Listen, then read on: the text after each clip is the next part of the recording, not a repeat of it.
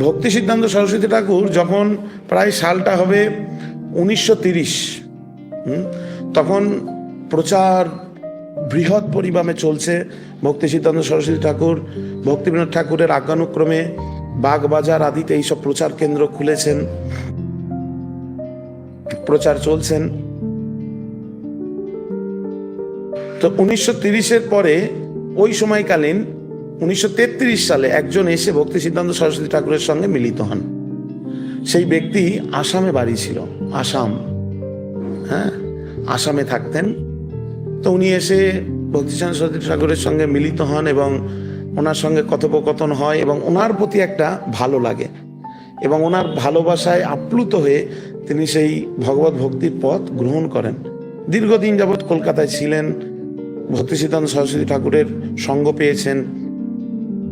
ভক্তি সিদ্ধান্ত সরস্বতী ঠাকুর তিনি হচ্ছেন একজন সিংহ গুরু, যে তার সংস্পর্শে এসছেন সবাইকে তিনি প্রভাবিত করেছেন। তো সাথে সাথে ভক্তি সিদ্ধান্ত সরস্বতী ঠাকুর একসময় তার পরিপক্কতা দেখে তাকে মন্ত্র প্রদান করেন, দীক্ষা দেন। তো পরবর্তীতে সেই আসামের ব্যক্তিটি তার গৃহে ফিরে যান, আসামে বাড়ি তার। তো সেখানে ফিরে গিয়ে যেহেতু ভক্ত সঙ্গে না থাকার ফলে সে ভক্ত সঙ্গ ত্যাগ করেছিল, পরে ওখানে ভক্ত সঙ্গ সেই পরিমাপে ছিল না। ভক্ত সঙ্গ ত্যাগ করার ফলে কি হলো, আস্তে আস্তে ভগবত ভক্তির পথ থেকে সে সরে যায়। ভগবত ভক্তি ত্যাগ করে বিভিন্ন অনাচার কার্যে যুক্ত হয়ে যায়, একজন দীক্ষিত ব্যক্তি। আর যখন এই ধরনের কার্যে যুক্ত হলেন, এমন পরিস্থিতি তার কাছে উদয় হলো, মৃত্যু এসে গেছে তার কাছে। সেই ব্যক্তি নিজে মুখেই কথাটি বলেছেন। তারপরে মৃত্যু যখন উপস্থিত হলো, তার কাছে যমরাজের দূত এসছেন। আর যমরাজের দূত এসে তার গলাটা এইভাবে চেপে ধরে আর ঠেঙাতে ঠেঙাতে নিয়ে গেছেন যমপুরীতে ওই ব্যক্তিকে। আর নিয়ে গিয়ে ওখানে তার হিসাব নিকাশ করছেন আর কি।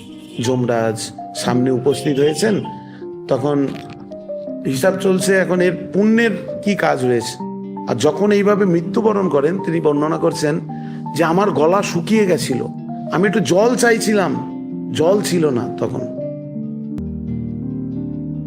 ওখানে যখন যমলোকে নিয়ে গেল, তখন তাকে গিয়ে প্রশ্ন করছে কি চান, যে আমি এখন একটু পান করতে চাই, কিছু পানীয় বস্তু দিন। বলছে যান, ওখানে সরোবর আছে, পান করে আসুন। তো যখন ওই যমপুরীতে সরোবরে পান করতে গেছেন, তখন দেখছে রক্ত, পুঁজ ইত্যাদিতে ভরা। দেখে অবাক হয়ে গেছে, এগুলো আমি পান করব? চলে এসছেন, সেই অবস্থায় দাঁড়িয়ে বলছেন আমাকে মুক্ত করে দিন, মুক্ত করে দিন। তিনি বলছেন, তখন যমরাজ বলছেন নাকি যে তুমি যা পাপ কার্য করেছো সেই পাপের ফল তোমাকে নিতে হবে, কিন্তু তোমার দেখতে পাচ্ছি তুমি হচ্ছে সেই সিংহ গুরু ভক্তি সিদ্ধান্ত সরস্বতী ঠাকুরের শিষ্য, তাই তোমার এক স্বীকৃতি রয়েছে। তো তুমি সেই স্বীকৃতি বলে কি পেতে চাও?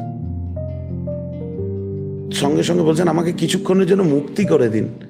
আর যখন এই ধরনের ভক্তি সিদ্ধান্ত সরস্বতী ঠাকুরের শিষ্য তার মনে এলো, পুনঃস্মৃতি চারণ হলো ওই যমলোকে, সঙ্গে সঙ্গে ভক্তি সিদ্ধান্ত সরস্বতী ঠাকুরকে স্মরণ করলেন।